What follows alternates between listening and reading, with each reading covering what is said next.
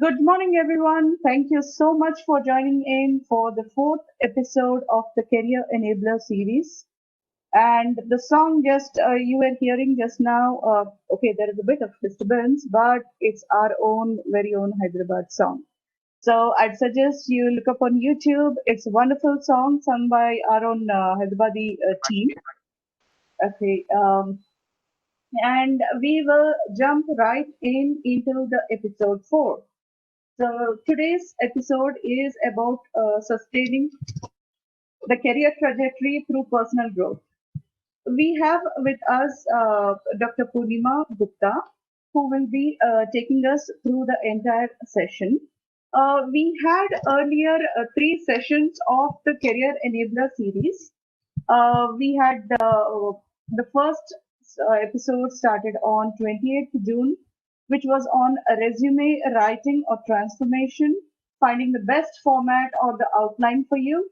The episode 2 on 12th of July, what hiring leaders want from you. We had people from 2 different walks of life talking about the hiring leaders as well as the interview preparedness. And the episode 3, that was on 26th of July. It is enabling a right approach to crack right opportunities through online job postings and consultancies. That was also taken us through the entire journey from 2 different viewpoints. And now we have the episode 4, which is to talk on sustaining the career trajectory through personal growth. Dr. Purnima, she is an Yeah, hi. associate professor at the Great Lakes Institute of Management. She's an, she has more than 20 years of experience in the industry as well as the academia, a postgraduate in management and BSc in statistics from the Lucknow University. She has published more than 15 research papers and cases in various national and international journals and presented at leading international conferences like the British Academy of Management and Australia New Zealand Academy of Management. She advises and does consulting work for leading companies. She has conducted MBPs for executives of oil and petroleum industries, North Delhi Power Limited, Geospatial Research, CSIR, and FIEO. She has developed a model titled Right Person for the Right Job, the matching engine for the Indian Oil Corporation Limited to develop an analytical model for predicting the role fitment of their recruits. So, such wonderful accomplishments, Dr. Purnima Gupta. We are looking forward to hearing from you. Over to you, ma'am. Thank you. Thank you. Thank you so much, Suma. So welcome to the session. I hope I'll be able to do justice to the session. And as you know, sustaining a career trajectory through personal growth is a very, very interesting topic and very relevant topic in today's times. And I think I'm a little qualified for that because I have not moved too much times. Like I've just had about 4 jobs in my lifetime of about 25 years. So I hope I'm audible. Yeah. So I have had about 4 jobs in my 25 years of career trajectory, and 2 of them are more than a decade. So I've sustained my job. So I hope that I'm qualified for the session, although you'll be the judge for that. So as we see, the learning objectives in this course is one, take control of your life. Because there's one thing which I always tell to all my students, all the people I meet, that the only person that you can change is yourself. You cannot change anybody else. I cannot change my boss. I cannot change my colleagues. I cannot change my parents. I cannot change my siblings. I cannot change my friends. The only person whom I have control is myself. And if I cannot change or if I do not control myself, then how do I expect to develop or grow? Right? So that's what we start with, that some things, that how do we control our life, how do we take control of our life. So that will be the first maybe 10-15 minutes of the session, and then we'll talk about something we call executive presence. And this is something which has really got traction. It's nothing new. Like none of the things I'm talking about is anything new which has been developed. It's been there for a long time. In fact, it has been there since the ages, like since Mahabharata, Ramayana, everywhere. All these things have been there. The only thing is that now, because we have become so westernized, that we are putting into management terms. Otherwise, in the previous historical times, all these epics, they all talk about these things. And then final is facing your fear, because most of the time, what stops us from doing what we want to do is the fear of failure. So if we can think of these three things and try to work on a little bit on these three things, the chances are that I will be at least, if not completely, at least go or start towards achieving the goal of my life, right? So let's begin. And so, as I said, the session today is sustaining the career trajectory through personal growth. A lot of times we always think that, my career depends upon whether my boss gives me a good appraisal or my company promotes. But hardly any time shows that we really think that what are we doing? What have I contributed to the organization? We always think that none of us think that we are not doing anything. We always think that we are doing a lot of good things. But how many times have we introspected to write down that how much have we contributed to the growth of the organization? And wherever, like could be our own organization, it could be an entrepreneur, it could be a job that I do. So if I keep on revisiting this, that what is my contribution to the organization, then I think it can be one step towards the personal growth. So as introduced earlier, I'm Dr. Purnima Gupta. I've had about almost 3 decades of experience. So we talk about these three things. The polling, actually, the first poll, I don't know, it disappeared. So what I'm going to do is I'm just going to ask you a question and just think of it. You don't have to write it anywhere. Just think about it. Do you have a personal vision? A personal vision is something that a goal that you have achieved. We talk about company's vision, we talk about organizational vision, right? We talk about mission statements, we talk about vision statements. We hardly talk about our own vision. We only think that people who are enlightened, those who have reached that, sainthood or enlightened, they know that they have that vision. But all of us, even a small child, has that vision, right? That what does he want? Like if you ask a small child, initially, maybe when the child is about 4 years old, I think the first thing that the child wants to be is the teacher, because that's the role model that he sees, the teacher, and the kind of respect that a teacher commands in the class, that everybody's listening to the teacher and the teacher is standing on the blackboard writing. And that is, I think, the first dream or the first vision every child has, that what do I want to be when I grow up? I want to become a teacher, because what the child sees is that the teacher has control over the class. It can control other people, right? And as the child grows, his vision keeps on changing, his goals keep on changing, his motivations to become something keeps on changing. He wants to become a pilot, wants to become a researcher, a scientist, and so many other things. And half the time, by the time we grow up, by the time we go into college, we have forgotten all those goals. And if you recall, okay, parents may say, okay, he wanted to become this. But ultimately, what happens, we end up taking science, most of us. Why? Because in India, science is still revered. And because of that, what happens, we have two choices. Either we become engineers or we become doctors. And most of us have gone through this thing that till 12th, we have no choice actually. If you are good in studies, you will take science. If you are not good in studies so much, okay, you'll take commerce. And if you're poor in studies, you'll take arts, right? That was the demarcation which, at least during my college times, we had. It's only now that we are realizing that science is not the only thing. In fact, science people, we are spoiling people by teaching them science too much. In fact, the new education policy which has come, it is trying to break away from that mold that people who study science should be only going into science and studying only those hardcore pure subjects of science. Now they are saying that even if you want to study science, if I want to take bio, I can take psychology if I want. Who's stopping me from choosing a subject that I love? Right now, if I want to take biology, I cannot take history. If I want to take chemistry, I have no option that I can choose some political science if I want to, because it doesn't allow me. So we had no choice. But after 12th, everything was open. Till graduation, really no choice. Engineers, I think most of you would be engineers. So But after that, now you start thinking, what now? You want to go into management, you start working, and after some time, you think that, okay, what now? No, all my engineering I've learned, but all I do with engineering is doing some daily routine work, day in and day out, very boring. And then you start thinking, okay, what do I do next? But have you really thought about that? What kind of vision, personal vision, where do you want to be?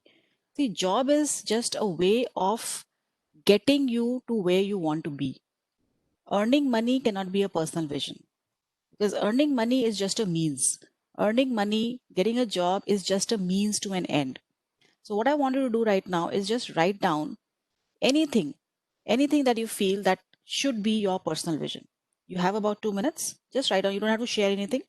Just write down that, and you can type it in the chat box maybe that, do you have a personal vision? Yes or no. And so Janya, if you can just see, because the polling, I cannot do that right now. I shared a So question in the chat, ma'am. So they yeah, can okay. answer So they one, can two, just or say three. yes. They can just say yes or no. That do they have a personal vision? And it's okay if you don't have a personal vision, because I never had a personal vision till I was 30. So I only decided to do after that, okay, this is what my vision is going to be, and this is what I want to. So all my job, all my career, everything is now aligned towards it. So if you have a personal vision, why must you have a personal vision? So once you write down, think about it, and you don't have to, if you can't think of anything right now, no problem. But keep it in mind, write it on a piece of paper. If you have a diary or if you have a notebook in front of you, just write down personal vision I need to create, right? You can do it today, you can do it next week, you can do it next month, whenever.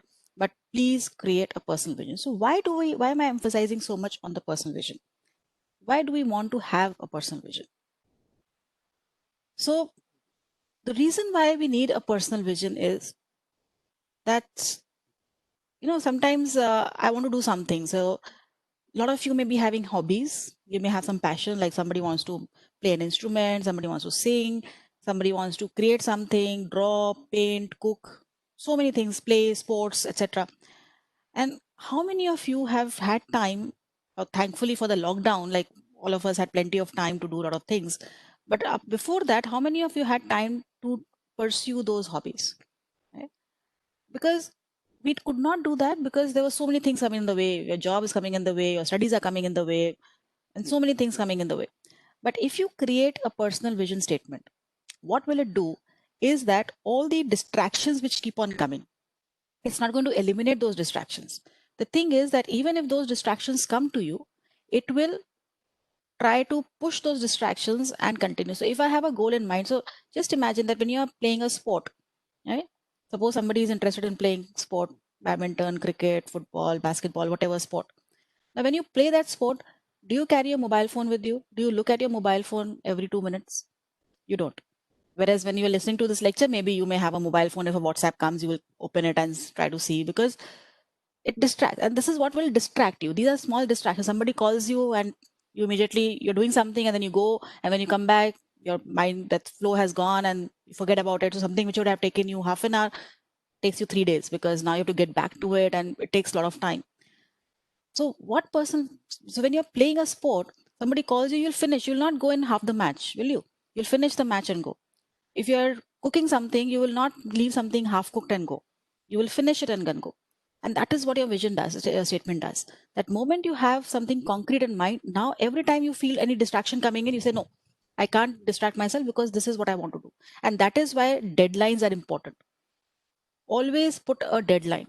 Always put a deadline to your vision, by when you want to do what. Because unless you put a deadline, things will just pass by and you will not even realize 5 years have gone and suddenly you feel that, okay, you're not achieved anything. And personal vision doesn't have to be as grand as, okay, I want to become a CEO of a company. Personal vision could be as simple as, I want to help people, I want to be happy, I want to reach this, or I want to make sure that in the next 5 years, I have visited so many countries, or in the next 3 years, I should be at least in a position to help other people, or in the next 4 years, I should be in a position to make decisions. So it could be very simple, and it could be as simple as, I should start exercising every day to become healthy. I want to, in the next 3 years, I want to reach this weight. I want to become this disease free, or anything. It can be anything. It doesn't have to be very grand. You don't have to share it with anybody. It is a very, very, that's why it's called a personal vision. It's your own personal statement.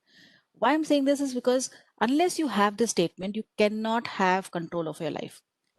With Alice in Wonderland, if some of you have heard of that fairy tale, she went through a shoot, right? She went underground and like, she came to a magical place. And there she met Peter Rabbit.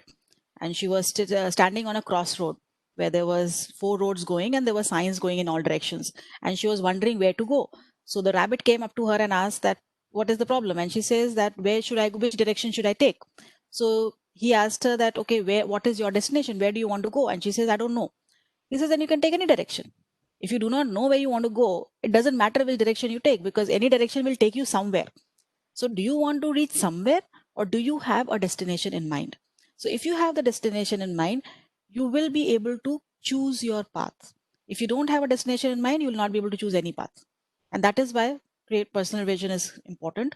So Tim Galway said that if you have a clear vision of where you want to go, you're not easily distracted by the many possibilities and the agendas that otherwise will divert you. So think of that, what do you want to do? Do you really want to do a job? And if you want to do a job, what do you want to get from the job? Do you want to be known as the person who is able to achieve certain things, person who is able to meet deadlines and work towards it, right? And that is what we say, that taking control, that you are in control of your life, nobody else, not your family, not your siblings, not your boss, not your colleagues. Nobody is in control of your life. You are the one who is in control of your life. The steering wheel of your life is in your hand and nobody else's hand. The moment you give the steering wheel in somebody else's hand, you will feel helpless. If any of you know how to drive, sometimes it's very difficult for us to sit on a passenger seat, right? Because every time you say, oh, slow down, slow down. Every time you want to say that, oh, take a left, give an indicator. Because when you know how to drive, it's very difficult to give up the control of the car to another person. And especially if you do not know how skilled that other person is. So if we cannot give control of our car to somebody else, how can we give control of our life to somebody else? Right? The most important thing in our life is ourselves. Think of that. You are the most important person in your life, nobody else. For you, you are the most important person, right? And therefore, you have the responsibility to take control and go towards it. So one way of taking control is to first create a personal vision statement. It could be very simple, that what I want to do in the next 1 month, what I want to do in the next 3 months, what I want to do in the next 6 months, what I want to do in the next 1 year. Create a bucket list, right? Bucket list is just write down what you want to do tomorrow or today. By end of today, I want to achieve this. It could be as simple as, I must appreciate somebody in my life. I will go up to somebody and say, okay, you're doing great and I'm really appreciate it. Get feedback from people. What do they think about you? And try to work on it. So it can be anything. It doesn't have to be as grand. See, the problem with a lot of us is that whenever we talk about vision, we always think, oh, my vision in life, what is my ultimate goal in life? Yes, ultimately it will lead to that. But we don't have to start with ultimate goal in life. We can start slowly. And once you start writing, you will also get clarity, because there's an inner voice which tells us whether I really like it or not. So what I'm going to do is that I'm going to give you an exercise. And this exercise is that write 5 to 10 sentences.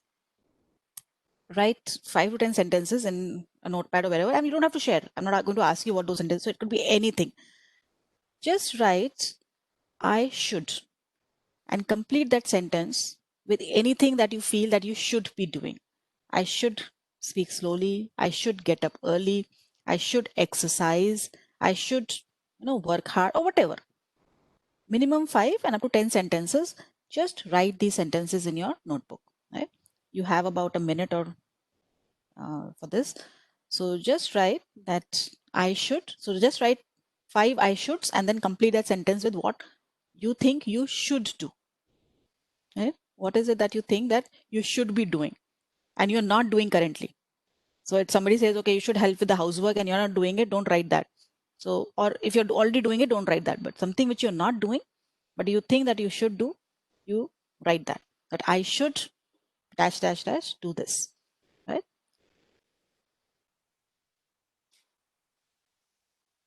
So just put a timer for a minute.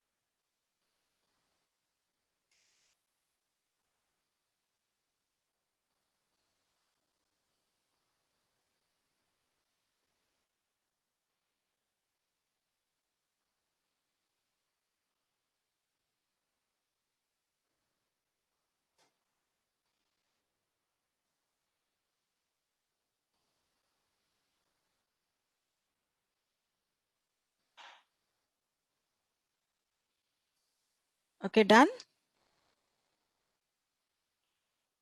You can just type in the chat box if you're done. Okay, great. Now just keep this with you. We'll come back to it a little later. And we're going to talk a little bit more about how you can take control of yourself.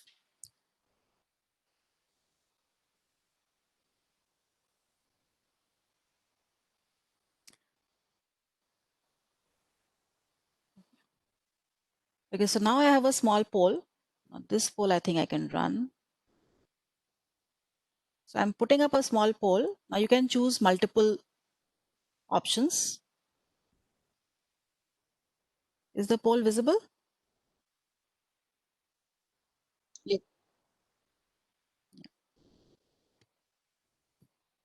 So you have to just say that which is the most important for a career, sustaining a good career, the character, the contribution, your competence, or the circumstance. So what is which is the most important thing? We still have about 30 seconds left. You can choose more than one answer.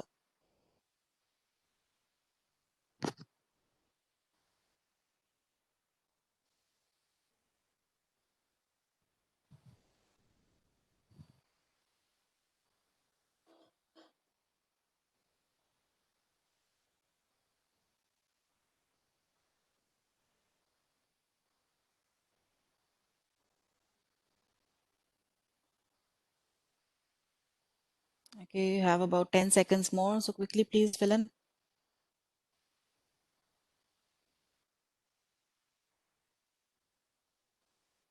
Okay. 5, 4, 3, 2, 1, and okay.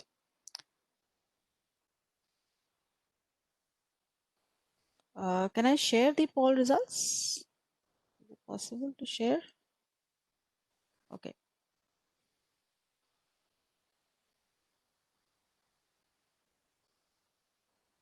Are the poll results visible? Yeah. Suma, can you guide for Manohar? Yes, the poll results are visible, Dr. Visible? Kulkarni. Okay. Yes. 55% character. Yeah. So we have maximum number have given character and then competence, right? Although less people have given the circumstance, whereas I think today, as we stand, circumstance has actually become one of the most important thing for a sustainable career. A lot of companies have faced a lot of trouble because of the situation which is happening. So situation does have an impact, but not as for like this is again a one-off. Hopefully, we will not have a repeat of this for the next few years. But yes, character is very important. Competence is also important, but contribution is something which is actually very, very important. To sustain a career, you have to constantly think about what is it that your contribution to the organization is. See, no organization is going to be loyal to you. Organization is going to be only loyal to your output. If they feel that you are contributing something, they will want to keep you. If they feel okay, they can do without you, the moment some hardships happen, they will see, okay, out of these 5 people, who are the ones who are contributing the most? I don't care about whether he's a excellent gem of a person. I don't care whether he's very competent. I only want to see what the contribution is. And the irony is that a lot of times the contribution is all perceptual. Contribution may not be real in the sense that a lot of times what I'm contributing and what others are seeing as contribution can differ.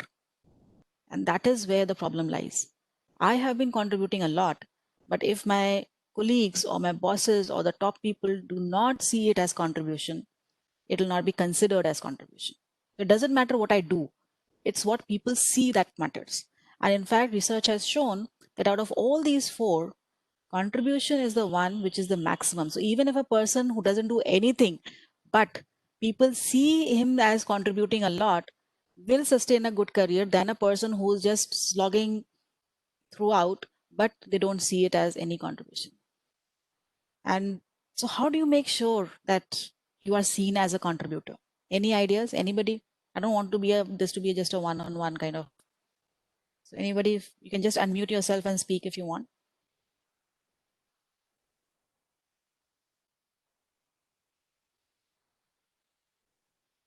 I think Project what you are Hmm? doing with the leadership. Okay, the project that you do. So contribute. by I would Hmm. go ahead. Someone is saying.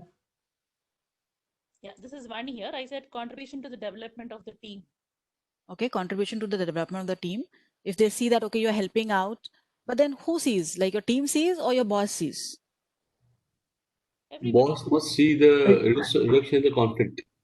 Yeah, it should be both the leaders as well as the team, who like in terms of training your team members or taking those initiatives. I mean, firm initiatives. Exactly. Taking initiative, that is one thing in which your contribution can be seen clearly. You know, there was we were I would talking to some say people. Yeah. being creative. Okay, being creative, coming out with new ways of doing certain things, right? Yes. Yeah, sure.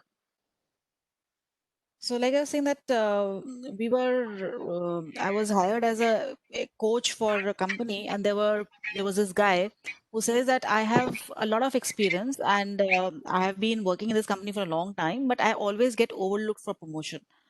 And then we looked at his career, we spoke to his colleagues and all those, and they said, yes, he's good, he's competent, he's very nice, everybody likes him, etc., etc. But he doesn't take initiative. So the people who are getting promoted were the ones who would volunteer for activities, who will volunteer for something which is away from their normal routine. You know, just volunteer for something which you are supposed to do is not volunteering. So doing some things, if any new project came up, they would be the first ones to first say, okay, I'll be a part of it. And they were seen, okay, this guy is a go-getter. This guy is a person who wants to do work. And the other person who's actually doing all the work, who's very hardworking, will get overlooked. So a lot of times, even there's a saying that if I don't blow my own trumpet, earlier there was a saying that don't blow your own trumpet. It looks to be too egoistic. But now the new saying is that if I don't blow my own trumpet, nobody else will. So if I do something, first I need to volunteer. I need to be creative. Very true. And I need to tell people there's no harm in talking about what you are doing. Those days are past. In the old times when we never spoke about our work and we said, okay, keep on doing your work and don't wait for the results, and results will come on their own. Yes, they will come, but only if people see those activities, because a lot of times in everybody's so busy, so they don't have time to really look at what you do. They just don't have to see that what are you actually doing. So what they do is they go by perceptions. They go by perceptions of what they feel you are doing. So if somebody comes in at 8:30 in the morning and goes at 6:30 in the evening and slogs the work, may not appear to be doing anything compared to a person who's coming at 9:30 in the morning and going to the boss and saying, hello, anything that you want me to do, or I finished this work that you gave me yesterday, this is the job, and then leaves at 5, and before he leaves he goes to the boss and says, I have finished my work for today, do you want me to do anything, and this is the reports. So that guy is creating the impression that he's doing a lot of work. And anytime that the boss gives him work, he doesn't say, okay, I'll do it immediately. He never says that. He says, yes, I think I can do it, but I'll need some time because I'm already busy with something that you had given me earlier. So even if that work had taken 10 minutes to do, he will not try to show that, okay, he has done that work and he can do all the work and then stay till 12 o'clock and try to do it. He will tell the boss the reality that, okay, this is the work I'm already doing and therefore I'll do this work, but I can give it to you by tomorrow or day after, or if you want it urgent, then I will have to leave something else. So tell me that what is it that I should let go. So if these are the 4 tasks you have given me and you want this to be done on an urgent basis, then which is the task that you want me to leave? So that creates an impression in the boss's mind also that yes, you are busy. Otherwise, if you keep on doing everything, you think you're doing everything, but the boss thinks this guy doesn't have too much of work because whatever I give him, he ends up doing it, right? So he must not be too busy. And that is the power, or that is the problem, or the contradiction of perceptions. What we perceive and what the other is seeing is very, very different. So what we perceive as a good job, the other may perceive as, oh, it was so easy, he could do it so well. So I may have slogged, I may have struggled, I may have gone through and maybe asked so many people to really struggle to do the work. But unless I show that struggle to the other people, they think that it was so easy, I could have done it. And therefore, they do not even appreciate my contribution. And that is the problem, that when we talk about the 4 C's of development, first is, what is the greatest strength that you bring to the organization? That is the character, right? That is character. That what is the greatest strength? And you, when you are hired, you will have strengths. So everybody asks this question in the interview, okay, what are your strengths? And sometimes we have some 4, 5 strengths that we think of. But what is the actual strength that I want to bring? Think of what is the actual strength. Is my strength organization? Is my strength responsibility? Is my strength deadlines? Is my strength teamwork? What is it, my strength, that I want to highlight? Think about it. It's important. What would people say about you? Now, this is the one thing which ultimately overshadows everything else. Like when we talk about what is the important change and how do you make a powerful contribution. So competence is something. What would people say about you is your competence. Right? So competence, you may be competent, but that is not enough. What is competent, which is seen, is what people see as your competent. That is more important. Not your competence, but what people see as your competence. And they are two very, very different things. I think I'm very competent in this, but other person don't think that, because there are some other cues which I'm giving out. And because of that, they are thinking that, okay, so it's, how do I know? How do I know that what is my competence? Anybody? How do I get to know that? That what is my competence?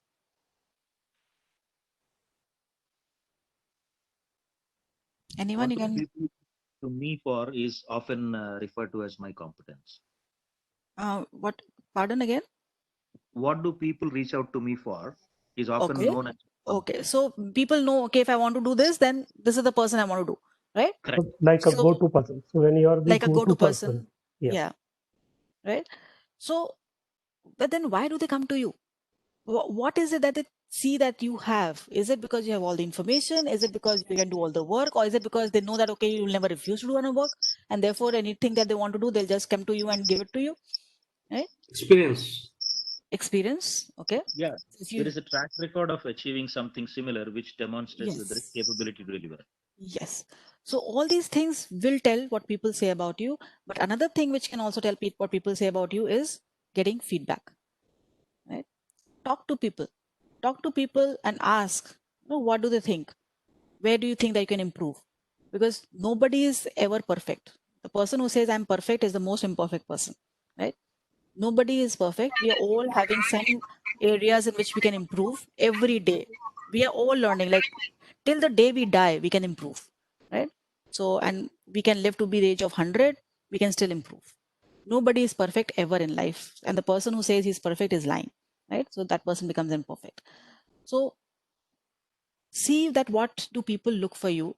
Why do people look at you? So when people come to you to ask you to do certain things, what kind of things that they are requesting or they are asking you to do, and match it with your personal vision. Do you really want to be known for these things? If yes, great. If not, what can you do to change it? A lot of times we get pulled in a lot of directions.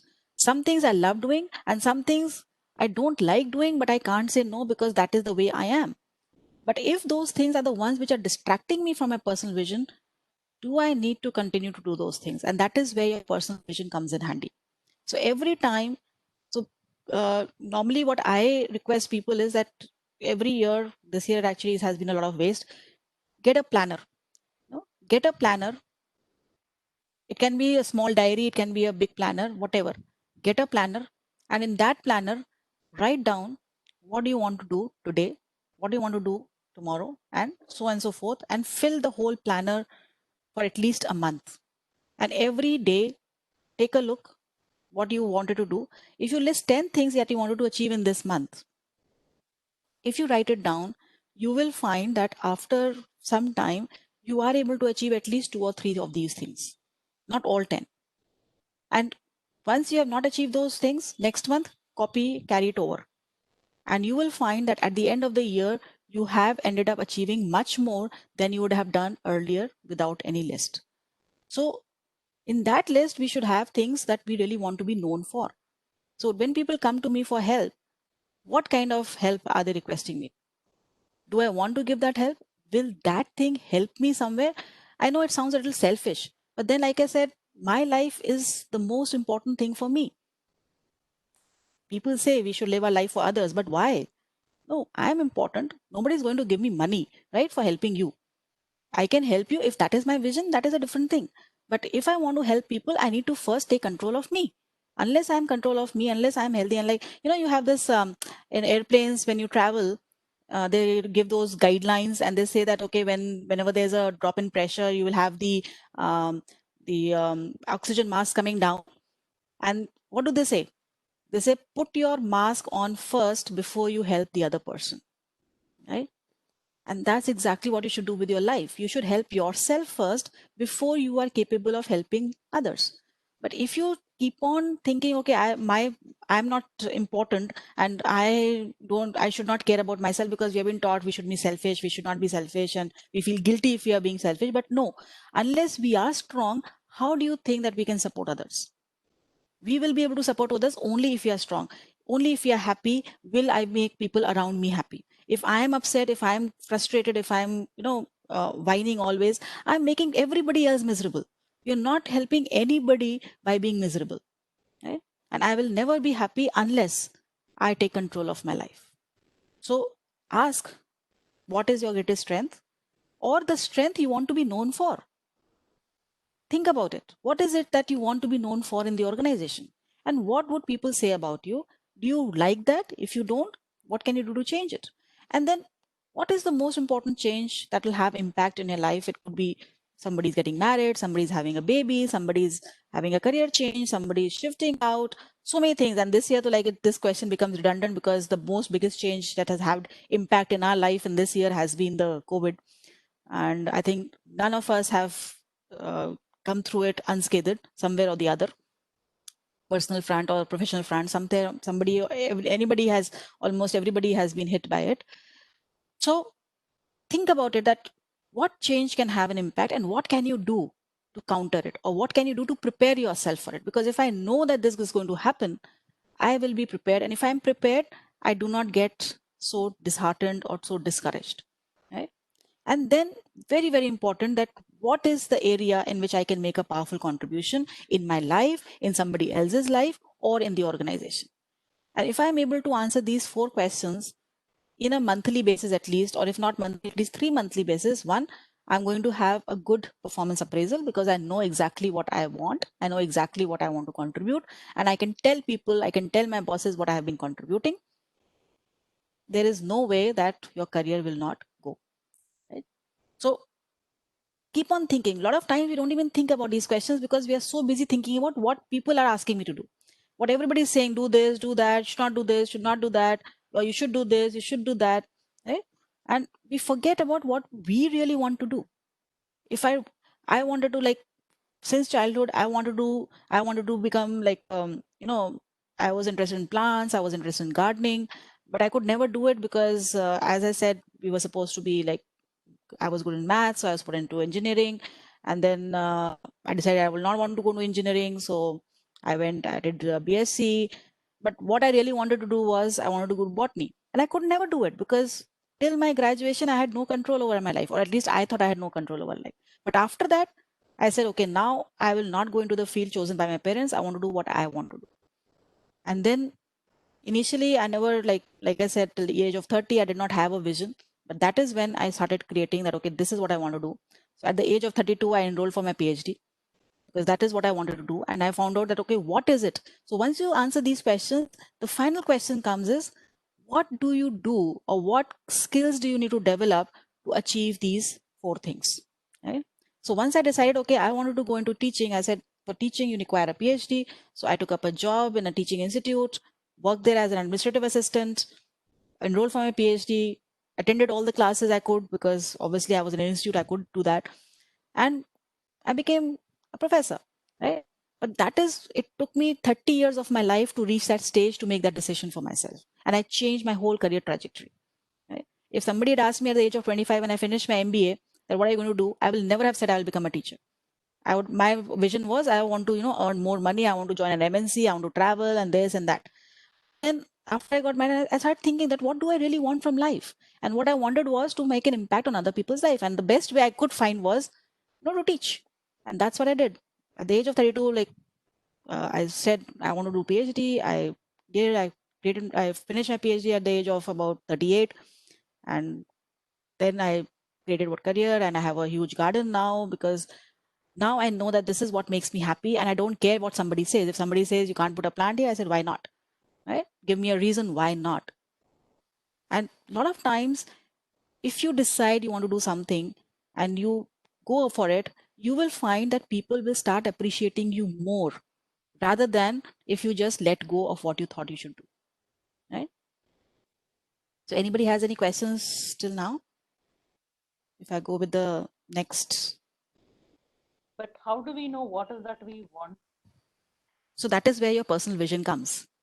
So it will not come one day. It will not come in 2 days. It may take you a year to come out with the personal vision, but it will never come unless you start.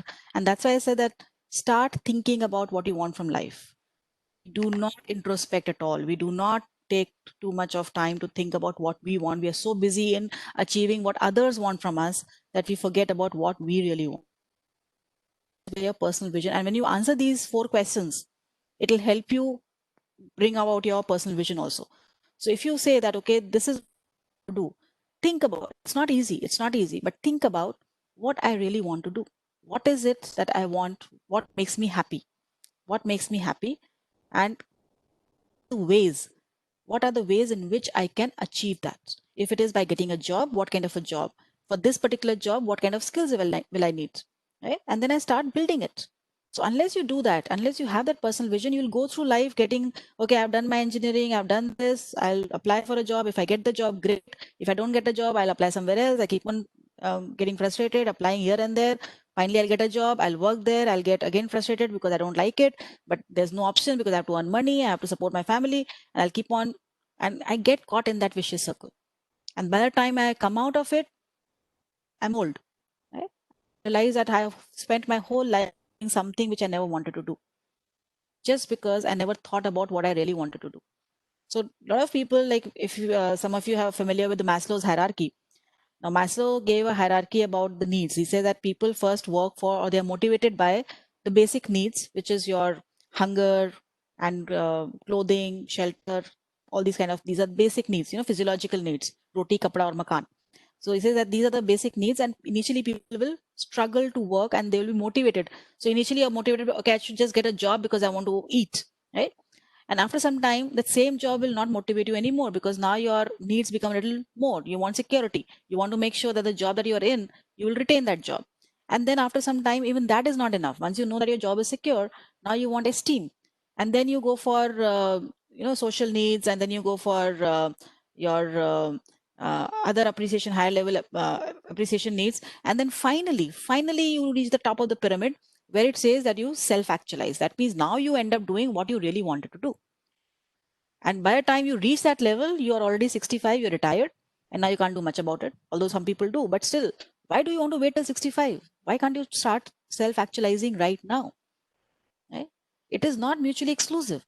Self-actualization and meeting your basic needs is not exclusively mutually exclusive.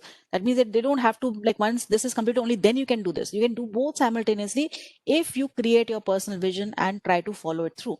Just try it.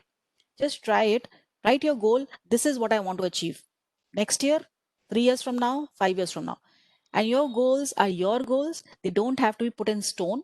You don't have to create, get it etched somewhere. It is easily changed. If tomorrow you feel, okay, this is not the goal that you really want, because we are not very clear about what we really want right now. So I can always change my goal. But if you have a goal in front of you, it will give you a direction. Like I said, Alice in Wonderland, if I don't have a direction, I do not know which path to take. So if I knew I wanted to become a professor, I knew which path I had to take. But before that, I was at loose and I did not know what to do. I was looking for, okay, this is the job I want to take. I didn't like that job. I took another job. I didn't like that job. And then I thought that, okay, what do I really want to do? And that is when I decided to take control of my life at the age of 32. Right? So till then I was just drifting. I was doing various jobs.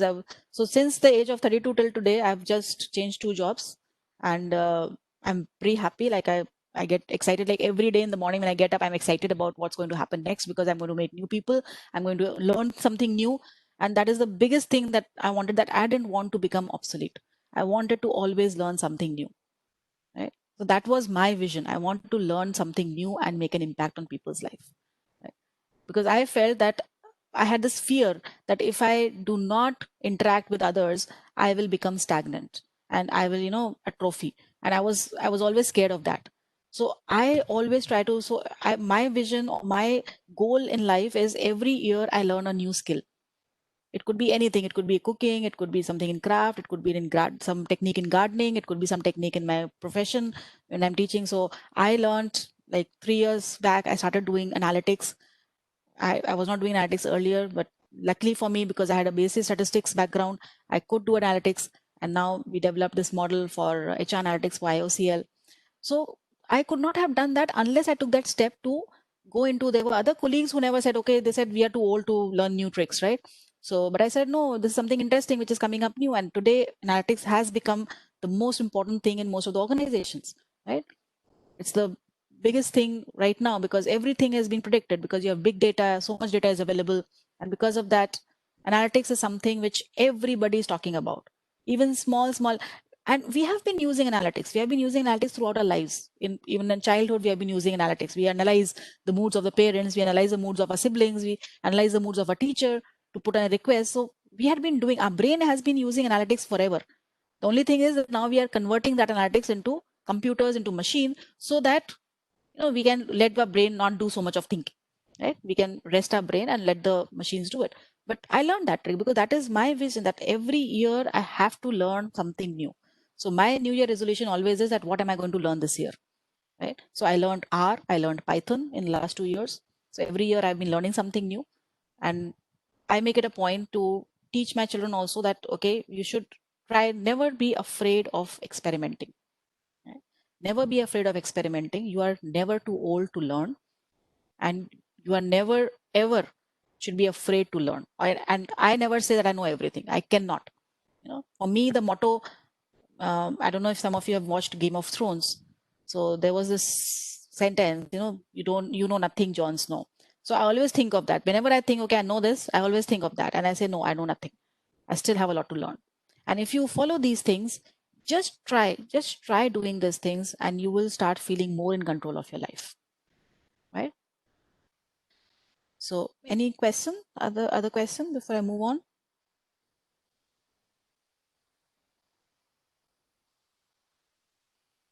Let me look at the chat. I'm not sure. So Shankar has said that he has experience in one skill, but boss wants him to pick up another, and since he's not able to pick it up, now he becomes a poor performer. So the thing is that, why do you think that you're not able to pick up a new skill? And do you think that, have you had a frank conversation with the boss that why does he want you to learn this new thing? Because a lot of times if somebody asks you to learn something new, we have this feeling in the back of my mind is that I cannot do it. And the moment we think that, we will never be able to learn a new skill. Nobody is born talented. The difference between a talented person or a great performer and an ordinary person is about 10,000 hours of practice. That's it. If you tell me that, okay, this guy is born performer and therefore he doesn't need to do anything. And, if you talk about any maestro, any musician, Amjad Ali Khan or anywhere, how much time does he practice? He will spend at least 6 to 8 to 10 hours every day practicing. And if I do something that much of time every day, I'll also become a maestro. But he's able to do that because he's passionate about it. So the difference is that he's passionate about that. So you may not be passionate about this new skill, but if your boss requires you to learn it, you can't just say, I can't do it. Right? So you have to try. And first you think that there is no skill which you cannot learn. You have to open your mind. Right? Because as long as you're working with your boss, you have to adjust to your boss or try to bring it about in such a way that he will feel that this skill is not necessary for you and maybe somebody else is able to do it. Because what will happen is if you don't learn that skill and somebody else does, tomorrow that person gets promoted and you get either kicked off or remain where you are. So never think that I can't pick up a new skill. You can always pick up a new skill. Our founder, Dr. Bala Balachandran, some of you may have heard of him. He was also the founder dean of ISB. He opened Great Lakes at the age of 65. Right? If he can start something at the age of 65 when people retire, something totally new. He started, he's 82 now, and he's still going strong. He comes and gives lectures across. He's got the Padma Bhushan. He's met all the prime ministers, all the presidents. And he's such a zeal for life because he says that I'm always learning something new every time. He's always up to date. So never think that you cannot learn a new skill. And if you feel still that this new skill is totally beyond you, then you talk to your boss. That what is it that you really want to do, and if this is something which is not in line with what you want to do, then maybe you need to either change your job or have a frank discussion with your boss. Right? Okay, so I'll move further to the next section. Please. Yeah.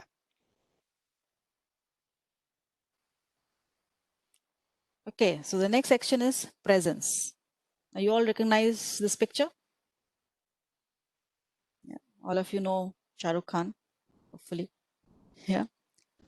So presence is something which is now becoming very important. That I talked about contribution earlier and talked about competence, right, in the previous section. And what I said was that it doesn't matter whether you are contributing or you are competent. What matters is others should know that you are contributing and you are competent. So it doesn't matter what you are. What matters is how people see you. That is something which is more important. And that is what the essence of this whole presence is about. So when you see this particular pose, if anybody does this particular pose, and this now has become the signature Shah Rukh Khan pose, isn't it? Now, why does he do this? Why does he do this every time? Because this is showing his own style. But how did he develop this style? And we have Amy Cuddy, who did a lot of research on body language. And she says that our bodies can change our minds and our minds can change our outcomes.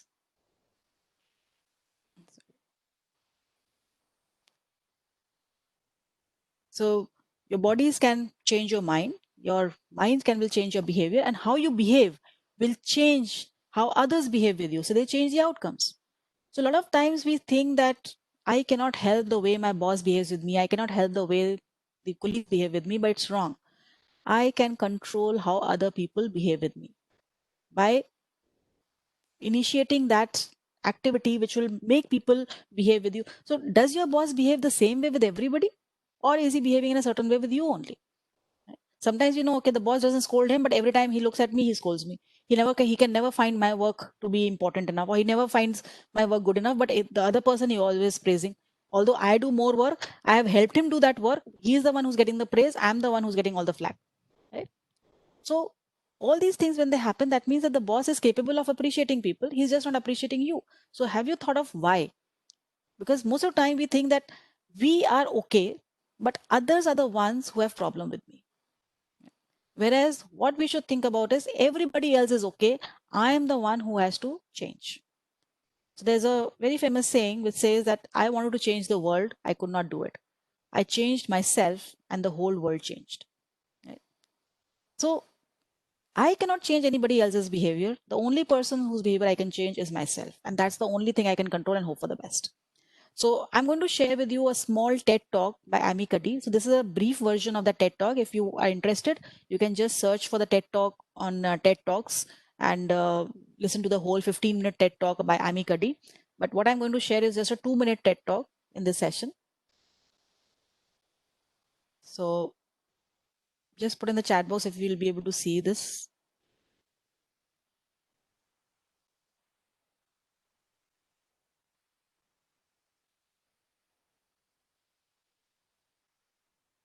Sorry. Are you able to see this? or hear this? Can't hear. Okay, is there a setting for sharing computer sound for this?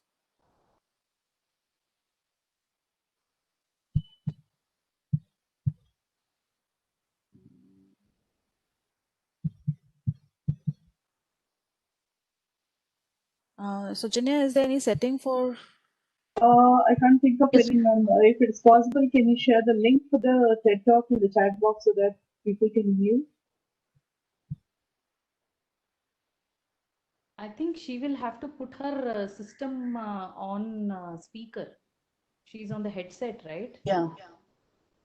I think last time someone voted Oh, like okay, this. okay. The speaker will take care. I need to do something? You have to be on the system audio instead of a headphone. Or else share the link, ma'am. Just pull the plug. Just pull the plug. Okay.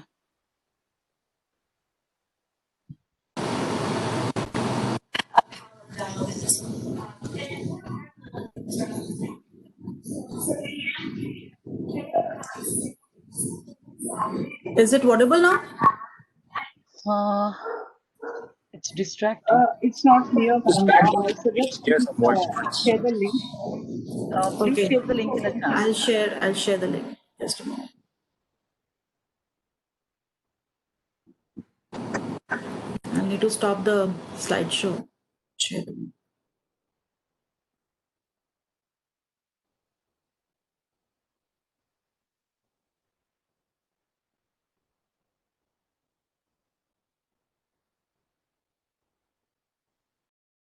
Just a second.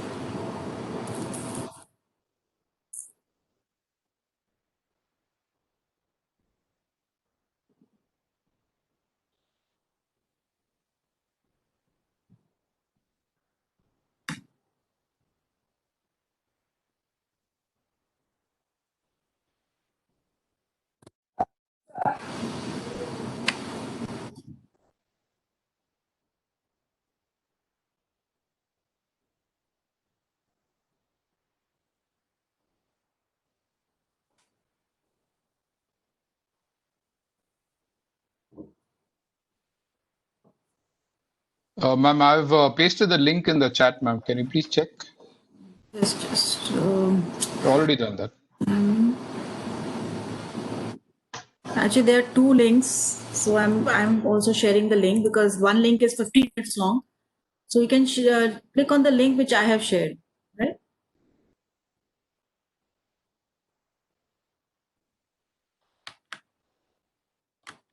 Because there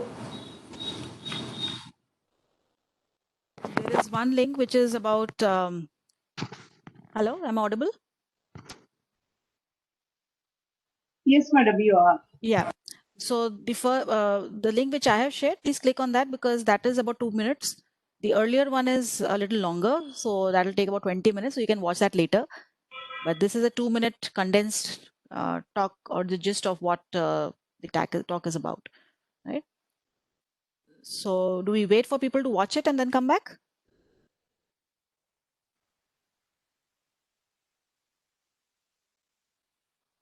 If there is a dependency on the video, maybe we should. Otherwise, we can come. It's just a 2-minute thing. So if people can just watch it for 2 minutes and come back.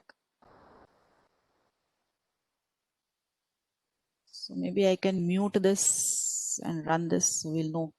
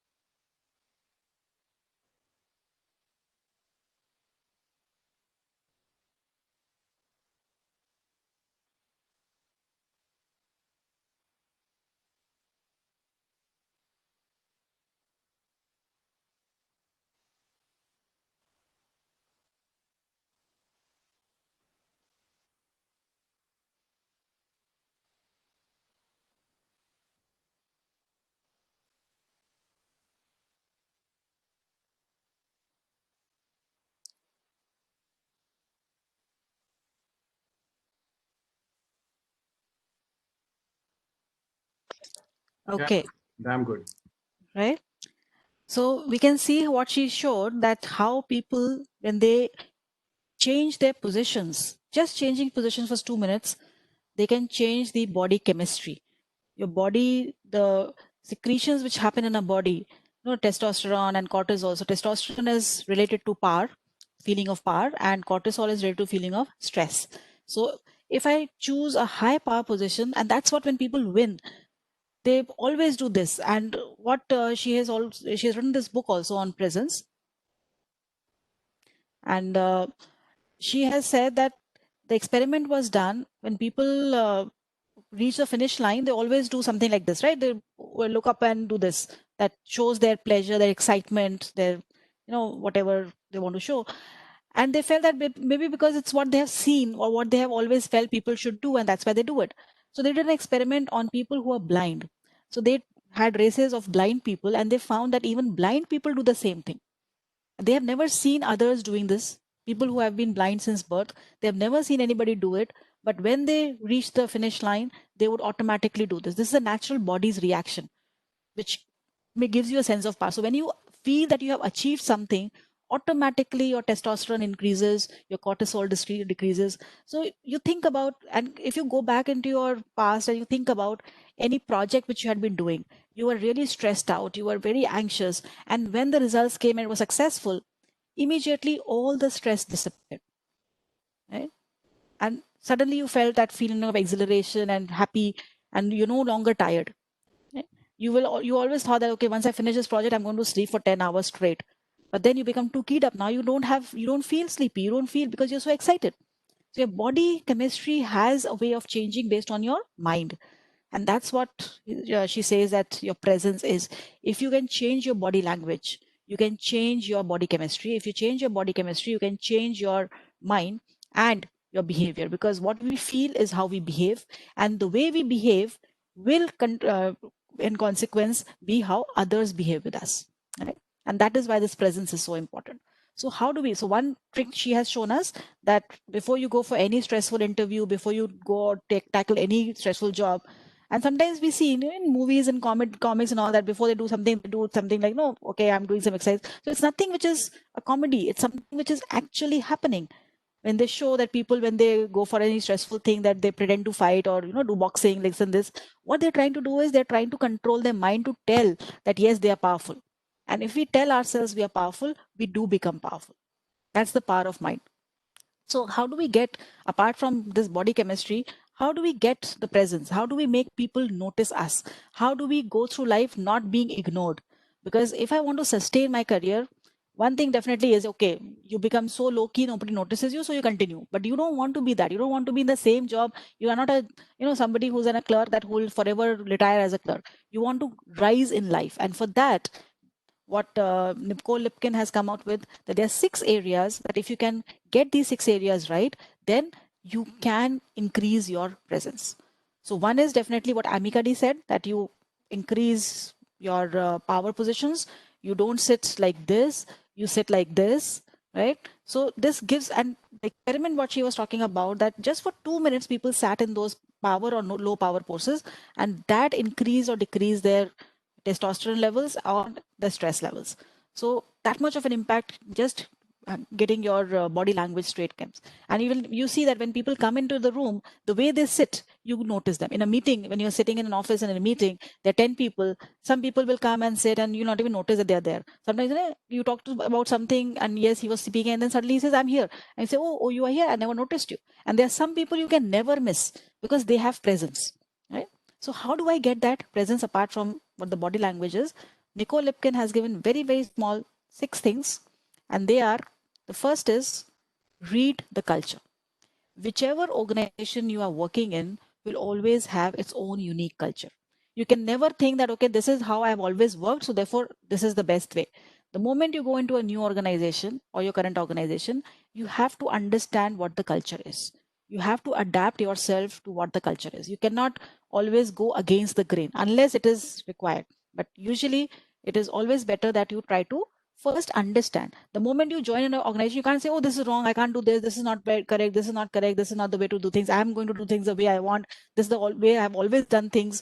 and therefore you can't tell me what to do. You can't do all those things. So first, read the culture. And how do you read the culture? You look at which is the person who's standing out the most in the organization in a positive way, not in a negative way. There are plenty of people standing out in a negative way. We don't want to stand out in the negative way. So think of that, which is the most powerful or the most important or the most sought after or the most visible person in the organization who stands out in a positive way, right? So who carries themselves in the way that commands attention, and try to imitate that. What is it that that person does? Does he greet everybody? So there are some people who just come in, with their heads down, walk in, and then somebody says good morning. They say, okay, hi, good morning, and then go. And there are some people who will purposely come to your room and say good morning, go to everybody's room and say good morning. So is that something which is, making that person being remembered? Because I don't want to be a person who gets overlooked. I want to be the person who gets noticed, right? I don't want to be hiding away anywhere, because the moment I hide, whenever the axe comes down, will always come down on the people who are hiding, because they feel, or the organization feels, that they are not, visibly contributing anything to the organization. And when somebody asks, okay, there are choice between these two people, who should I keep and who should I leave? And people say, oh, this guy, I don't even know. I don't know when he comes, when he goes. I have no idea what he does. And therefore, that one's the one who gets the axe first. Whereas another person who stands out, people know him, people like him, obviously he will not be the first choice. So read the culture. Now, second is, once you enter somewhere, read the room. Reading the room means that you make sure that the way you dress, the way you talk is in line with the situation. First impressions usually are the last impressions. Always dress properly. People will not notice your dress. So it's difficult for people to remember. There's a we'll talk about it later, but people will not notice what you're wearing, but people will notice the overall picture, the package that you make, the dress, the color, whether it's clean, neat, how you look. So the moment you enter a room anywhere, it has an impact. So if you are dressed in a drab manner, not in a very good manner, or you are dressed very, very uniquely, you'll get noticed, right? And people might make fun of you. So make sure that the way you dress is according to the way you want to give the impression. If you want to give an impression that you are very fashion conscious, dress accordingly. If you want to give an impression, okay, you don't care too much about fashion, dress accordingly, as long as it aligns with the vibes and needs of that particular room. If the room requires you to dress formally, don't come in casual dress. You will stand out in a negative manner, right? So ensure that the way you act and the way you dress, it aligns with what the room requires. Third thing is, read the people. Now, how do you read the people? Most of us are not very empathetic. Most of us cannot guess what the people is thinking just by looking at their faces. There are some people who can do that, and they are the ones who are really, really successful, because they can read they have this natural ability of reading the people. And again, I say that there's no such thing as a natural ability. Every ability is something which has been nurtured. It is your choice that which ability you want to nurture. So some abilities, some people have nurtured right from their childhood, and therefore people think that it is their natural ability. It may not be. It is something that the person, that child, has chosen to nurture, right? Subconsciously, unconsciously, but he has chosen. Every one of us can learn these skills. All these are abilities and skills which are not inborn in us. We can always practice and do it, right? So initially, whenever you want to do something which is not you're familiar with, you need to practice a lot. But after some time, it will become a habit. So how do you read the people in the room? When you're talking to somebody, really listen to them. Don't just pretend to listen. Most of the time, especially in Indians, we have this habit that we are just waiting to speak. We are so eager to speak and give our own opinions that we forget to listening to others. So, in these news channels today, if you see, nobody is listening to what the other person is saying. They just want to say what they want to say, right? So they don't care whether the person is also saying the same thing as you are, but because you have never bothered to listen. So what we do is, at the moment we're talking to somebody, we're just waiting for that person to finish. So I want to say something. And because of that, I end up not listening to what that person is saying. Because I'm so anxious to say what I want to say, I forget to listen what the other person is trying to say. And the moment I do that, I'm alienating that person, because people get to know that you're not really listening. So I have to be in the moment. I have to be in the present moment. It's like, again, when you're driving, When you're driving, you don't keep on looking at the rear view mirror. When do you look at the rear view mirror or the side view mirror? When do you look at it? Anybody? When you want to change direction? When we do reversing or change the direction. Yes. So if I'm doing reversing, I look at the rear view mirror. If I want to change direction, if I want to take a turn, if I want to stop, only then I look at the rear view mirror and the side view mirror to see that whether there shouldn't be somebody behind me, or I indicate accordingly. So why do I keep on thinking about all these things in my mind? Because I'm not in the present moment. Because either I'm thinking about what has happened in the past, or I'm thinking about what I want to do in the future. And because of that, I lose what is happening currently. So when a batsman goes and, on the crease, and when he's standing there and waiting for the ball, if he starts thinking about how I played that ball yesterday or in the last match, or what is my mother thinking, or what will the people think, he will not be able to make the decision how to play the ball. So at that time, his whole focus is on the ball which is coming. He's not thinking about past. He's not thinking about future. He's only thinking about the present moment. So that is what, and that's why when people say, no, meditate, do meditation, focus your mind. The purpose of all that is this, so that it trains your mind to be in the present. So I want you to do one small exercise just for about 10, 20 seconds. Close your eyes and think of, imagine the tricolor, our flag, our national flag, it's flying in the breeze. Just for about 20 seconds. I'll give you a cue when to stop. So just close your eyes and see the flag. Can you see the flag in your mind? See it's waving, and just concentrate on the flag.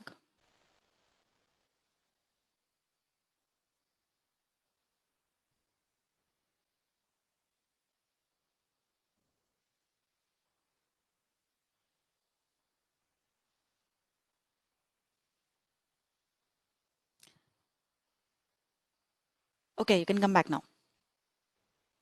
Would all of you be able to see that flag? I'm sure all of you would be able to see the flag.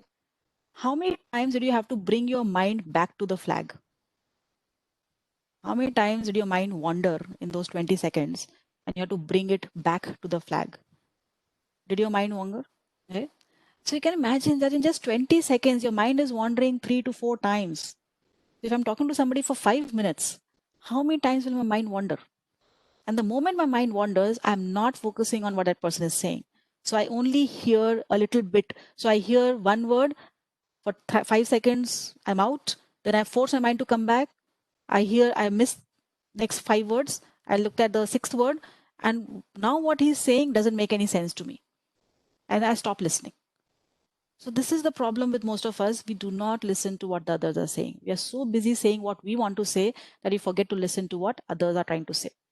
But if I really want to listen, I should just concentrate on what that person, listen to what he's saying. And the moment I do that, I become more empathetic, and people can gauge that. People will feel that I'm really into them. And just think of the people you love to be with.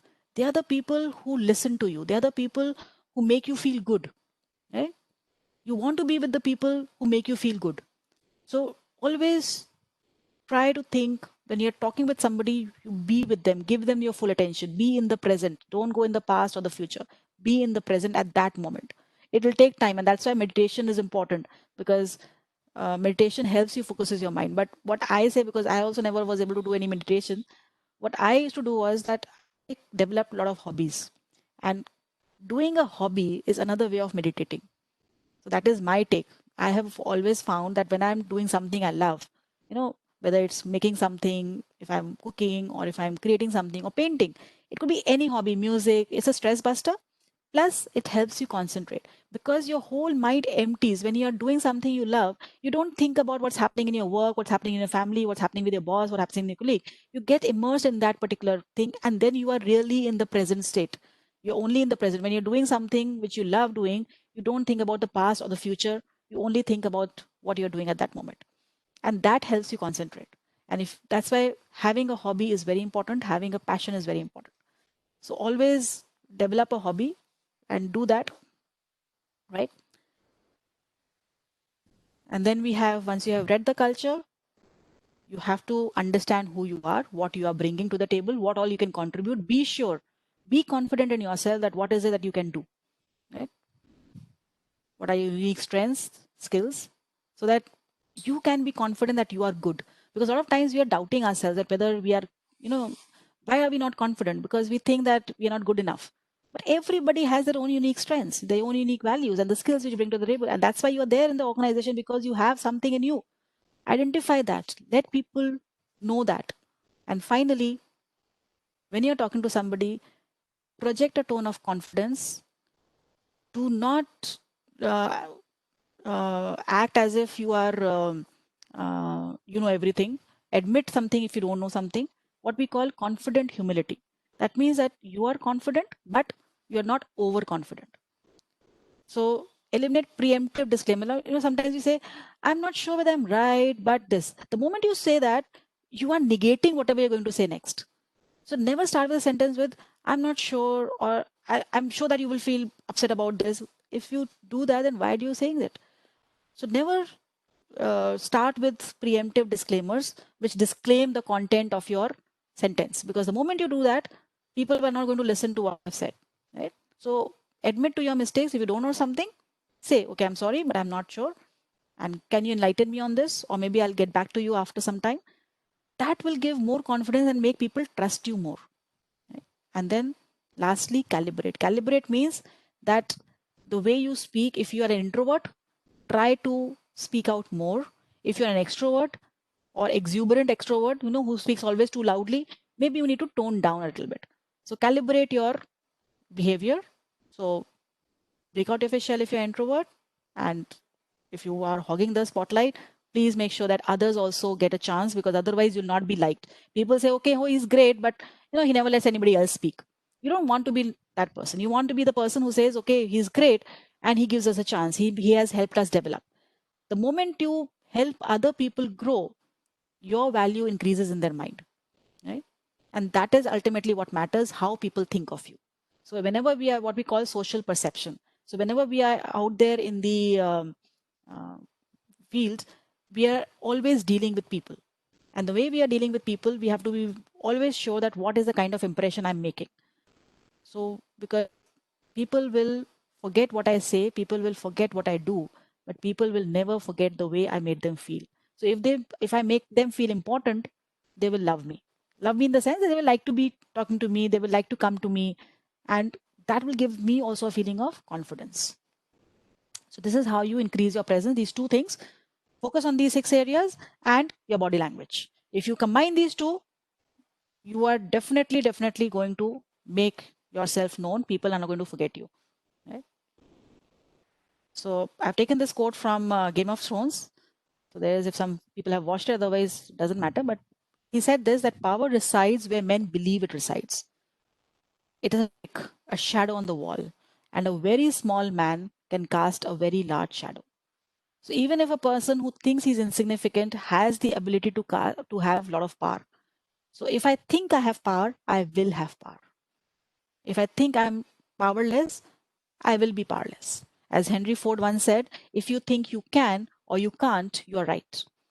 It's all in your mind. If you think you can't do it, you will never be able to do it, because that's what you will think. Okay? So now for the final section, I think we're also running out of time.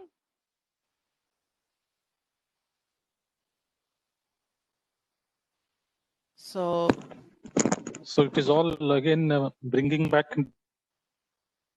Yeah. Just a second. Yeah.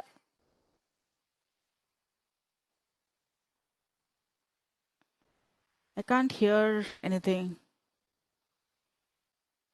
We can't hear. Just type it. We can't hear you.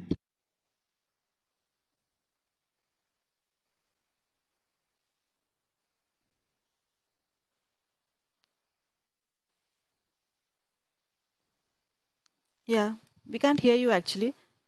So Yeah. Can Madam, you this is please type Ramakrishna. in your Mr. Rao? Yeah. So this is all Yeah, again now falling I into the mind training, right? Yes. So for your personal development, you have to develop your mind, and everything is in your mind. If I think I can do something, I'll be able to do it. If I think I can't do anything, nobody will be able to make me do it. Right? And in your career, if I start thinking, and that's what I have observed in my personal life as well as all the people that I have trained or guided, that if you take control of your life, taking control means taking control of your mind. If I can control my mind to do things, how do people achieve things in spite of greatest odds? Because they don't let anything else dissuade them. The moment I let other people dissuade them, we'll have a problem, right? So now we come to the final section. I'll just quickly Hi, finish. Purnima. Yeah. One quick question. Okay. Yes. So there was a slide about seeing the people or vibes or seeing who is confident and everything. Now in the current situation, okay, Mhm. where we are not meeting people or where we do not Right. have the Right. flexibility of going office, Yes. what are Yes. your suggestions? How do we Okay. So again, now listening becomes very important. I can't read Mhm. people's faces because even though we do a lot of Zoom meetings, etc., but still on Zoom, again, the facial expressions are not as clear as when we speak to somebody face to face, right? And therefore, open communication becomes much more important. If I'm thinking that, okay, what the other person has said and something which I have understood is not correct, I should clarify it. Because a lot of times we feel scared of clarifying because what if, the other person feels bad? But the problem is that if other person feels bad, it's okay. But if I hear something which is different, then I'm going to have a bad relationship later because I'll not be able to appreciate what the person was saying, and I did not do what he expected me to say. So, like, I have also written one article on work from home, and this is actually having a lot of problems because although initially everybody was very excited, okay, we don't have to go to office, we are saving commuting time, and all those kind of things, but it is creating a lot of stress on people because now you have to have so many other cues which we never thought of. Like we are sitting in front of computer, talking to computer, which we are not used to. We are more used to, like, we are social animals. A man is a social animal. We want to meet people. We have to interact with people. We are seeing so many cases of depression happening. The work from home has actually expanded in our home life. So now there's no distinction between home and work, and therefore it's 24/7 actually, right? Yes. So it is difficult. It is really difficult to have reading people, but if we make it a practice, it is not impossible, right? So like I take a lot of online classes now. So it's obviously not as same as taking a physical class when I see the students in front of me. But what I do is that I ask a few people, I'd go into a lot of small groups and ask them to open their videos and then we chat. So there, when I'm listening to them, I see their expressions because if I have 5 people on a screen, it's easy for me to see their expression and instead of having 25 people on the screen, right? So you have to make it an effort. And whenever I want to change something, when I want to train my mind, there are basically 4 steps. The 4 steps are, the first is unconscious incompetence. First is that I'm not aware that I'm not doing it. So a lot of times, like whatever I've mentioned, some of us are not even aware that these are the problems, right? That we are not listening to people, we are not acting the way we want, we are not sitting in the right posture, we are not dressing the way we are supposed to. So first step is admitting that you don't know something. The moment I do that, that is the first step to changing my behavior. The moment I do that, then the next step is, okay, how do I? So first is unconscious incompetence. I'm not even aware I'm doing something wrong or I'm not doing something right. Second is being aware, that is conscious incompetence. I become aware of what is wrong and then I do something about it. So when I showed you those slides about the 4 C's of career, I look at those slides and see if there's something missing there. I become conscious incompetence. That what do I need to do? And then I go to from conscious incompetence to conscious competence. I make it a habit. I make it a practice. I practice day in and day out. If I have a habit of not speaking out, I say every day to myself, today in a meeting, I'm going to say something. Today in the Zoom meeting, I'm going to say something. I'm going to give a call to this colleague of mine and just talk something. How many times during this lockdown have I just spoken to a colleague just because I wanted to chat? We don't. And that is the major problem of this lockdown, that we are not able to speak to people apart from work. The moment we talk to somebody, we only talk to somebody with whom we have some work. How many times have we called our colleagues just to ask how they're doing and, okay, if there's anything that they can, help with or something like that? We don't. Because we feel that we'll be, intruding on their privacy. We don't want to take up the time. And all these things are creating more of a barrier amongst us. So I don't know when we come back and get together, how will we deal with this? But the way and that's what I have decided to do, that every week I'll make a list of 4 people that I will be calling, just without any work. I'll just give them a call and say, okay, how are you doing? This is what I've been doing, and what anything new happening in your area. And you will be surprised to see how much people want to share. They just want to talk because, yeah, we are living with a family. Some of us are lucky enough to live with a family, so we have people around us, but it's not the same. The conversation you have with the family is not the same the conversation that you can have with your colleagues. You can just talk about anything, the accident, the crash that happened, what is happening in the economy, because there are different kind of conversations that you have. And that is what will make people, and when you go back, people will remember that you called. Right? And that will make a difference between the people who called and people who didn't call. Right? So during this lockdown, that is my advice, that this is one way in which you can increase your presence by making people aware of that you are there. People will not forget. So do that. And what I'm trying to say in this slide is that most of the time we don't do something because we fear failure. We fear that what we'll get rejected. So again, so what our founder, Professor Bala, says, that fear is nothing but false evidence appearing real, right? And one of the greatest discovery which we can make is that I can always do what I was afraid I couldn't do. It's only my initiative. If I am able to start with something, I will be able to do it. So there is one, I'm leaving you with one TED talk. I'm not playing it here. I'll give you the link. It's there. So this TED talk. So just type in this Jia Jiang, 100 Days of Rejection. You don't have to watch it now. You can watch it later. I have a question before going to the TED talk, if I may, a quick one. As you just said, I mean, fear is something in the mind. Yes. To actually change my mind. But sometimes problem happens. I have seen in my organization, people in leadership has been put in charge of IT, suppose, and they are not from IT background, they're from finance background.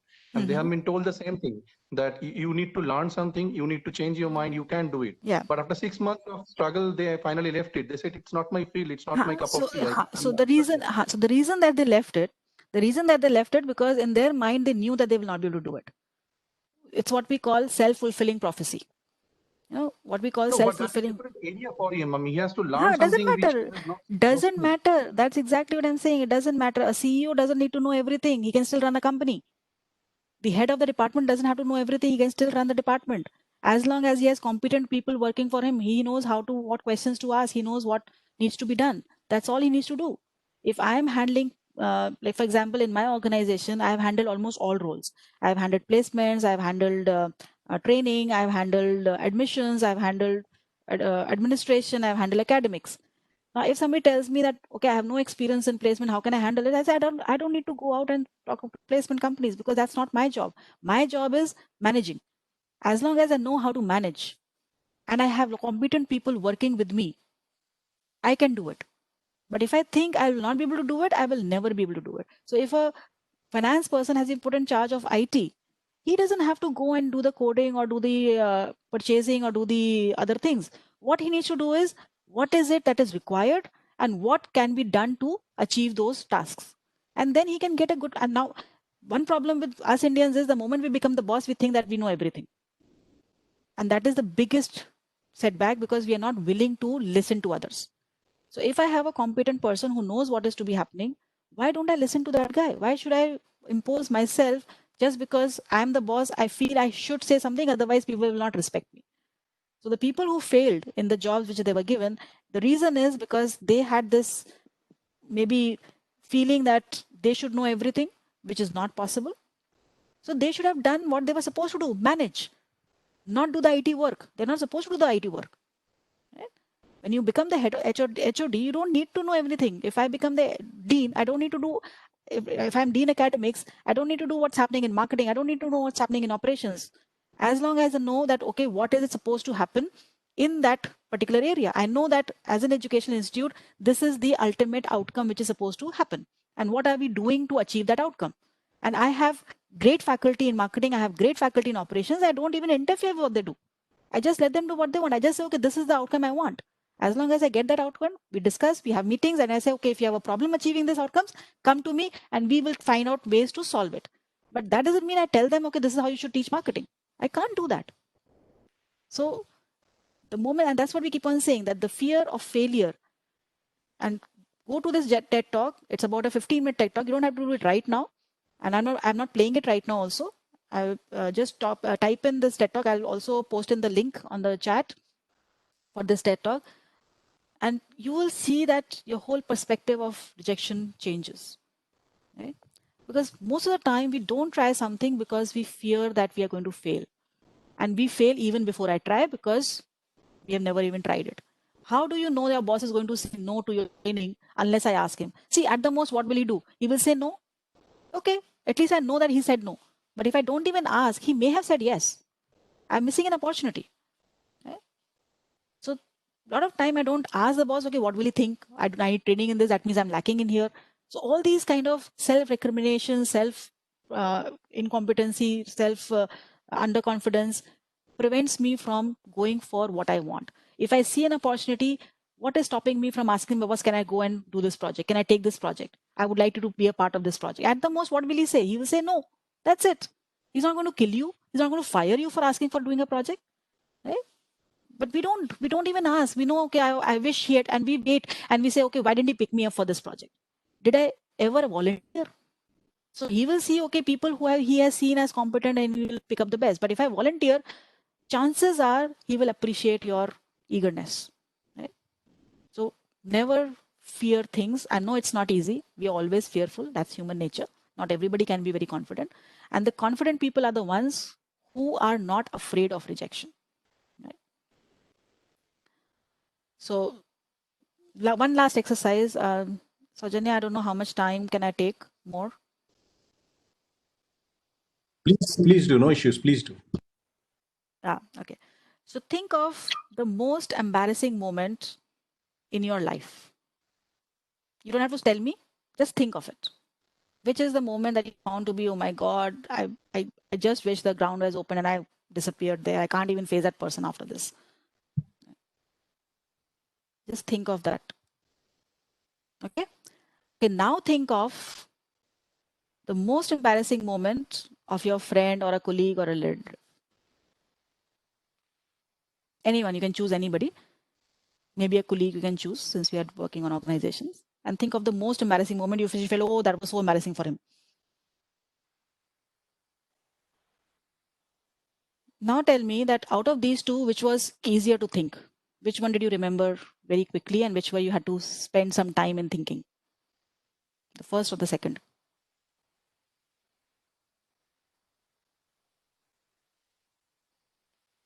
You can type in the chat box whether it was first or the second.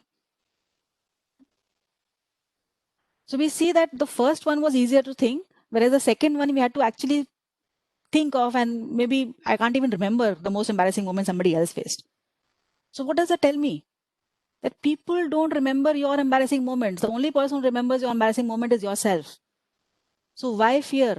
If I did something embarrassing, people will forget. They will not remember. We are not important to them. The only person I'm important to is myself. I am the one who's carrying that embarrassing moment from the last 5 years. And because of that, I can't meet the person's eye and I can't even say, and that chances are that person doesn't even remember what I'm scared of. Right? So never fear that people will remember your embarrassing moment and you feel embarrassed about it. People will forget. And I was referring to one article in the app, it's there in LinkedIn, called the Zoom shirt. So there was this guy who was trying to experiment, like now with the Zoom meetings, so many Zoom meetings happening, that he had this shirt and he said, okay, let me see how many people will notice that whether I change my shirt or not. So every day he used to have about a 1 hour meeting with his team. And the same team for 1 month, they were meeting almost 5 days a week for 1 hour. He was wearing the same shirt. He would, after the meeting, will just take off his shirt, hang it on the chair, come back. Whenever the meeting was there, he'll just pull up that shirt. And later on, he asked, after 1 month, he just asked that, okay, do you remember the color of the shirt I was wearing? And everybody came out with a different color. Very few were able to remember the color of the shirt, which he was wearing for 1 month. 20 days, he was wearing the same color shirt and nobody could remember the color of the shirt he was wearing.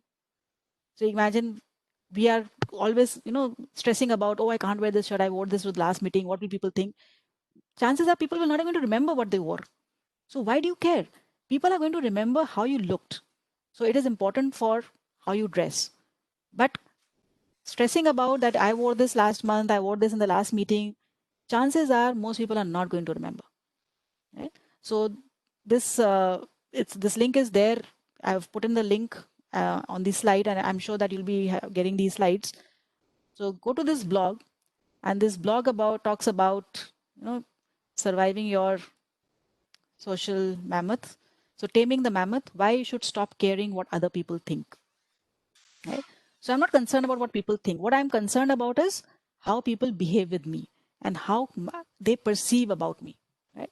So I can do things without fearing because people are not going to remember. But the ultimate how I make them feel is going to be there. Right? So that's about it from my side. And I'll leave you with one. Initially, I asked you the sentence that if I wanted to. So the sentence was, I should, right? Remember the exercise we started in the beginning? I should. Now what I want to do is replace all your sentences from what I should to if I wanted to, I could. Right? Just rewrite all the sentences. Just cut down the should and write could. And think of, do you now want to drop any sentence? Does it give you a sense of relief by not doing that? And if that is so, why did I have it in the first place? I don't need to do it. When you start your sentence with I could, you're giving yourself control. The moment you start your sentence with I should, you're giving others the control. Because why do you think you should? Because somebody has told you to. Your boss has told you to do this. Your mother has told you to do this. Your sibling has told you to do this. Your friend has told you to do this. But the moment you say that if I wanted to, I could, that means you are telling yourself to do it. You are having control of what I want to do. So always, whenever somebody says, or when you think, okay, I should do this, try to replace it with I could do this, and do I really want to do it? If I do, go ahead and do it. If I don't do it. Right? So the moment I start things with I could, if I wanted to, I take control. I stop fearing. I stop getting scared of doing it, because the moment I feel that I'm pressured to do it, I have this feeling that I get these cortisols which are getting stressed. I become anxious. But the moment I say, okay, if I want to, I could. And that's why a lot of times I've heard people saying that I don't want to take it up as a profession, because the moment I take it up as a profession, it becomes compulsory. And I get joy in doing it. The reason is because I'm doing it because I could, right? Not because I should. And as Chandrasekhar is saying that he dropped all his previous sentences. So why do you want to do it? If I am not getting any pleasure out of it, I don't have to do it. Think of what I could do. You take control of what you could do, right? So again, from Tyrion Lannister, never forget who you are. The rest of the world will not. So if you have your weaknesses, you have your strengths. Remember them, know them. Know what your weaknesses are. If you know what your weaknesses are, nobody can use it against you. Right? You are important. You are the most important person in your life. Take control. Thank you very much. So, and this is something which I always say, never forget to learn, experiment, fail, because it will help you grow. Right? So the more you learn, experiment, you may fail, but you learn and you grow. So, thank you. Any questions? Awesome, ma'am. Thank you so much. We are still trying to assimilate all the learnings from the session. I know there are too many things. Yeah. And yes, not too many, but definitely each and every one is a gem in itself. So we are looking at the chat here. Everyone is saying exceptional. Thank you. In the interest of time, we will take one question. I know you have answered quite a few questions in the middle of the session itself. Thank you so much for that. And one last question. Anyone who would want to ask a question, please unmute yourself and ask. Ma'am, I'm going to send you all these compliments that are coming up in the chat session. Those are wonderful. One question, Good please. afternoon. Good afternoon, Ma'am. Chandrasekhar here. Yeah, Chandrasekhar. Yeah, ma'am, I just wanted to know when you were saying we should be a good listener when somebody is talking. Yes. But you have in back of your mind, like there will be questions like when the person is talking, you'll be framing question what needs to be asked. So that comes in a way where you stop listening to the person and the question formation comes in your mind. So that jars your mind to understand and listen to a person. So how do we prevent this actually? So So this, again, when we say that we want to listen, so what I'm trying to understand from your question is that sometimes when I'm listening, I'm also thinking, okay, what can I ask him, right? And because of that, I forget to listen and I concentrate on the question I want to ask. correct, yeah. So the thing is that if I really listen, I don't have to think about the question I want to ask. If I really listen, once the person finishes, it will have, because now I have it in my mind and I can always ask a question after. And this is a great way, what the Japanese do. So this is the problem with Indians. Indians do not stop to think. We feel that the moment somebody has stopped talking, I have to say something. Right? Japanese, what they do is that whenever somebody speaks, after he finishes, there'll be a 2-minute pause and nobody will start chatting something else at that time. There will be a minute's pause because that is when they're assimilating what they've heard. And then they will ask the question. So we need to get into the practice of that. So when we are talking to somebody, when we are listening, we will not have to remember the question because the questions will come automatically. Okay. And sometimes we think that we need to ask questions to appear to be important. It's not necessary. It's good enough to just listen well, especially if it's a one-to-one session. If I'm talking to somebody like I'm in a conference or in a meeting or I'm talking to a colleague, really listen. And when I listen, I will remember. So if a person is talking about his family, if I'm not listening, he said something about his parent or something about his child, and I have not listened because I'm so busy saying, okay, what can I ask him? What can I ask him? So that he thinks that I'm listening, I end up missing out and I don't remember. But if I really listen, then after some time, I will remember, and maybe next day I'll ask, okay, your son is having an exam. How did he fare? And the moment I do that, he says, oh, yes, this guy was listening. And that will, really make a difference in his relationship with you. Okay. Thank you, ma'am. Thanks. It was very insightful. Thank you so much, Chandrasekhar, for asking that question. In fact, we are trying to introspect and think of a lot of things that we have learned today as well. In the interest of time, we will ask the questions to be emailed to us and we will share them with ma'am so that she can answer. Meanwhile, yeah, sure. Sorry, ma'am, I would love to extend the session for an hour more, but this is the interest of time. Yeah. So, Sajanya, if you can please put in the feedback form.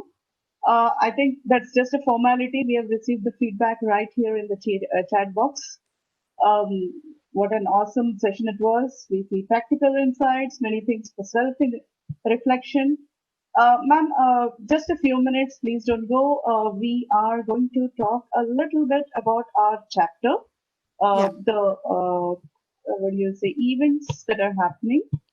So just give me a minute. Yeah. And you can connect to me on LinkedIn. You can ask me questions later also. Like I think you can do that. So it's not an issue. Later on also, if you have any questions, you can just email me. Dr. Purnima Gupta, this is Madhav Reddy here. Yes. I happen to be the president of PMI PCC. I always say happen because I just know that I'm only handing a portfolio or a responsibility on behalf of my board and on behalf of my members. And it could be any one of us who would have taken this role. It was an exceptional session. I just wanted to share that why we started doing this for our members. Sometime back, we decided that there has to be a career enabler program for our members because we are going through hard times. And our members, and we felt that what is that we should do during this time to ensure that they, transfer during this phase or handle their career in such a fashion that they handle any pitfalls that they might come across. From the first program where it was more on the how to write your CV to the final one, which you handled, is how to handle your personal career. I think this journey of last few Sundays have been exceptional. And I have to tell you this, that you have been the icing on the cake. It has been an exceptional session. It has actually contributed. Even, I at the age of 55 realized that there are certain aspects which I have never paid attention to. Not that I am any great, but one question came across is that the IT department, a person from the finance was asked to head the IT department. How did he handled it? Yeah. I actually wanted to contribute there. In my career, I have been the managing director of Calcutta Stock Exchange. I was the CEO for Karvi Data Management. And recently I took over the charge as the managing director of a pharmacy company called Apricot Labs. And I realized what you said was very true. It's the management skills that comes into play. In pharmacy is totally a different ballgame altogether. But I realized that it's, and it took 3-4 months for me to understand. And you are very right. The concept of entering the room, the concept of reading the room, reading the culture. I think many things unknowingly, I was doing exactly what you have been suggesting. I was trying to understand what this pharmacy and company has been functioning for the last 4.5 years. I was trying to see who are the people who have been running, how they have been doing it. And you are right when you were saying that I was trying to read the people who are heading before. And then, of course, I started realizing that how I am doing within this environment. And then I started making my own team to ensure that this moves in the direction which I would like it to move. But I did pay attention to what you really said, that how the company was performing, how the earlier leaders was running it. So I think it's a fantastic session. It's a reflection of what one should and one could do in one's life. And I should say that it was very, very, very well delivered. Thank you very much. Thank you, Mr. Reddy, for giving me this opportunity.